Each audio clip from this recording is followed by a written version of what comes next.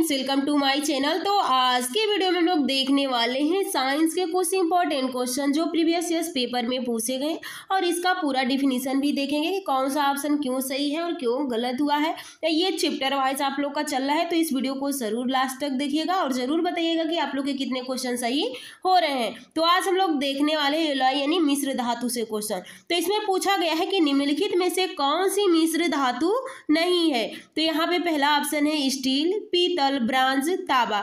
तो सही ऑप्शन हो जाता है आप लोग का तांबा, क्योंकि स्टील भी एक मिश्र धातु है, पीतल और ब्रांज भी एक मिश्र धातु है। यहाँ पे देखिए इसका डेफिनेशन भी दिया गया है और देखिए ये क्वेश्चन पूछा गया है। देखिए इसका कहा गया है कि तांबा तत्व मुक्त एवं संयुक्त दोनों अवस्था में प्राप्त की जाती है। यह संयुक्त अवस्था में वयस्कों के रूप में पाया जाता है। इसका प्रयोग विभिन्न प्रकार की मिश्र धातुओं के निर्माण में होता है, जबकि पीतल, ब्रांज तथा स्टील मिश्र धातुएं हैं। तो जो आप लोग का तांबा यानी कॉपर होता है, इसका सिंबल Cu होता है। इसका प्रयोग तो हम करते हैं मिश्र धातु बनाने में, लेकिन ये मिश्र धातु नहीं है। अगला देखिए, जस्तेदार लोहे में जल्दी जंग नहीं लगता है, यसद में उपचयन क्षमता होती है। तो यहाँ पे पूछा गया है कि कौन सा सही है और कौन सा गलत है। तो यहाँ पे आप देखिए ये और आर दोनों सही है। नहीं, जस्तेदार लोहे में जल्दी जंग नहीं लगता है। इसको जब लोहे के ऊपर एक जस्ते की परत चढ़ा दी जाती है तो उसे हम बोलते हैं जस्तेदार। अगला, यसद में उपचयन क्षमता होती है और स्पष्टीकरण भी सही है। यहाँ पे देखिए जस्तेदार लोहे में जंग इसलिए नहीं लगता है क्योंकि जस्तेदार लोहे में ऑक्सीकरण की क्षमता पाई जाती है। अगला क्वेश्चन देखिए, जस्तेदार लोहे के चादर जंग से बची रहती है क्योंकि उनमें निम्नलिखित की परत विद्यमान होती है। तो यहाँ पे सीसा, क्रोमियम, यसद, वंग। तो यहाँ पे सही हो जाता है यसद, यानी यसद का मतलब होता है जिंक। तो वही पूछा गया, जस्ता अथवा जिंक एक तत्व है जिसका उपयोग लोहे के प्रतिरक्षण में किया जाता है। जस्तीकृत लोहे पानी, साबुन के विलयन, पेट्रोल और खनिज तेलों के प्रभाव को सह सकता है। लोहे को जंगरोधी बनाने हेतु उस पर जस्ते की पॉलिश की जाती है, इसे गैल्वेनाइजेशन कहते हैं। तो आप लोगों से पूछा जाए कि लोहे पे जब हम जिंक चढ़ाते हैं तो उसको क्या कहते हैं, तो गैल्वेनाइजेशन कहते हैं। अगला क्वेश्चन देखिए, गैल्वेनीकृत लोहे पर लेप होती है। तो यहाँ पे सही हो जाएगा ऑप्शन जस्ते की। तो देखिए ये क्वेश्चन कितने तरह से घुमा के पूछा गया है। अगला क्वेश्चन देखिए, यहाँ पे इसमें पूछा गया है कि गैल्वेनाइज्ड लोहे के पाइप पर परत होती है तो जस्ते की परत होती है। अगला क्वेश्चन देखिए, निम्नलिखित में कौन सा लौह धातु के क्षयकरण में आवश्यक है। तो केवल ऑक्सीजन तथा नमी। तो देखिए अगर केवल ऑक्सीजन भी पाएगा या तो नहीं ये जंग लगेगा, केवल नमी पाएगा तो जंग नहीं। लेकिन इसके लिए यानी जंग लगने के लिए जिसको मूर्छा बोला जाता है, उसमें ऑक्सीजन और नमी दोनों की आवश्यकता होती है। देखिए यहाँ पे लौह धातु के क्षयकरण यानी कोरिजन के लिए ऑक्सीजन तथा नमी की आवश्यकता होती है। इसे लौह में जंग लगना, रस्टिंग ऑफ आयरन भी कहते हैं। अगला देखिए, एल्युमिनियम पृष्ठ प्रायः एनिडीकृत होती है। इसका अर्थ है उस पर निक्षेपण होना। क्रोमियम ऑक्साइड की परत का, एल्युमिनियम ऑक्साइड की परत का, निकिल ऑक्साइड की परत का और जिंक ऑक्साइड की परत का। तो एनिडीकृत में होता है एल्युमिनियम ऑक्साइड की परत का। देखिए यहाँ पे एनाइडिजिंग एक विद्युत रासायनिक प्रक्रिया है जिसके द्वारा एक धातु का पृष्ठ टिकाऊ एवं जंगरोधी बनाया जाता है। इस प्रक्रिया में एल्युमिनियम पर एल्युमिनियम ऑक्साइड की परत का निक्षेपण होता है। अगला क्वेश्चन देखिए, किसी धातु से बनाई मिश्र धातु को हवाई जहाज तथा रेल के डिब्बे में पुर्जे के काम में लिया जाता है। तांबा, लोहा, एल्युमिनियम, इनमें से कोई नहीं। तो सही ऑप्शन हो जाता है एल्युमिनियम।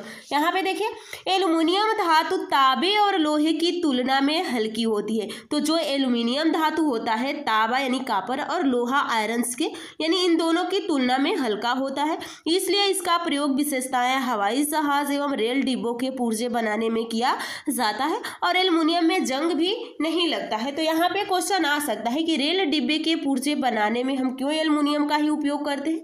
तो क्योंकि ये कॉपर यानी तांबे और लोहे की तुलना में हल्की होती है और एल्युमिनियम में जंग भी नहीं लगता है। अगला क्वेश्चन देखिए, पारद धातु मिश्रण है, अति रंगीन मिश्र धातु है, कार्बन युक्त मिश्र धातु है, पारद युक्त मिश्र धातु है। अगला देखिए इसमें अपकर्षण के लिए अति प्रतिरोधक वाली मिश्र धातु है, तो ऑप्शन सी हो जाएगा पारद अपधातु है। यहाँ पे देखिए जब पारा किसी धातु से मिलकर मिश्र धातु बनाता है तो उसे अम्लगन कहते हैं। चांदी के पारद मिश्रण को दांत के छेदों में भरा जाता है, तो जो चांदी के पारद के मिश्रण को किस में भरा जाता है, अब दांत में जब आपका खोड़िला बोला जाता है, जब हो जाता है दांत में छिद्र हो जाता है तो उसमें भरा जाता है। देखिए यहाँ पे निम्नलिखित धातुओं में से कौन सा एक अम्लगन नहीं बनाता है, तो जस्ता, मैग्नीशियम, तांबा, लोहा, तो ये आयरन नहीं बनाता है। अगला देखिए इसमें अम्लगन पारा और अन्य तत्वों से मिलकर बनता है परंतु लोहा पारे के साथ नहीं मिलता है, अतः लोहे का अम्लगन नहीं होता है, यानी आयरन का अम्लगन नहीं कर सकते हैं। यहाँ पे निम्नलिखित मिश्र धातुओं में से किसे अम्लगन कहते हैं, तो यहाँ पे सही हो जाते हैं पारा और यानी ऑप्शन सी पारा, जस्ता। यह जब पारा किसी धातु से मिलकर मिश्र धातु बनाता है तो उसे अम्लगन कहते हैं। अगला देखिए टांका एक मिश्र धातु है, तो टीन तथा शीशे का, टीन तथा तांबे का, टीन शीशे तथा जस्ते का और टीन तांबे तथा जस्ते का, तो टांका यानी टीन तथा शीशे का है। यहाँ पे देखिए टांका या सोल्डर मिश्र धातु में शीशा 68% और टीना 32% होता है।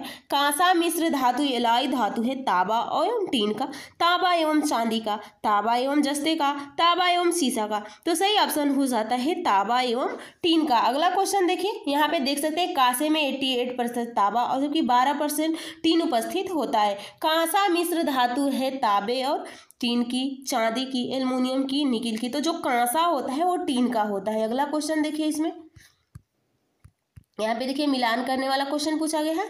जर्मन सिल्वर यानी पूछा गया है इसमें कि सुमिलित कीजिए और सूचियों के नीचे दिए गए कूट का प्रयोग करके सही उत्तर को चुनिए। तो यहाँ पे ब्लीचिंग पाउडर, क्लोरीन, हाइपो क्या हो मतलब सोडियम, यानी इसमें मिलान German silver, tin, solder, nickel, bleaching powder, sodium, hypo, chlorine, तो यहाँ पे आप लोग का सही हो जाएगा ऑप्शन डी। अगला क्वेश्चन देखिए इसमें जर्मन सिल्वर या निकेल सिल्वर तांबा 50%, जस्ता 35% और निकेल 15% की मिश्र धातु है। इसमें चांदी नहीं होती है। सोल्डर एक गलनशील धातु अयस्क है। टीन तथा शीशा के सोल्डर नरम सोल्डर कहलाते हैं। ब्लीचिंग पाउडर का रासायनिक नाम कैल्शियम हाइपोक्लोराइड यानी CaClO2 होता है। सोडियम थायोसल्फेट या हाइपो सफेद क्रिस्टलीय गंधहीन ठोस होता है। अगला देखिए जर्मन सिल्वर में चांदी का प्रतिशत होता है। तो देखिए जर्मन सिल्वर ये समझकर सिल्वर का नाम समझ के ये मत समझिएगा कि इसमें सिल्वर होगा ही हो, इसमें सिल्वर नहीं यानी चांदी नहीं होता है, तो यहाँ पे सही हो जाएगा ऑप्शन सी। अगला क्वेश्चन देखिए जर्मन सिल्वर में सिल्वर कितना प्रतिशत पाया जाता है, तो 0%, तो इनमें से कोई नहीं। निम्नलिखित में से कौन सा तत्व जर्मन सिल्वर में उपस्थित नहीं होता है, तो जर्मन सिल्वर में तांबा, एल्यूमिनियम, जस्ता, निकिल, तो एल्यूमिनियम नहीं होता है। अगला क्वेश्चन देखिए तो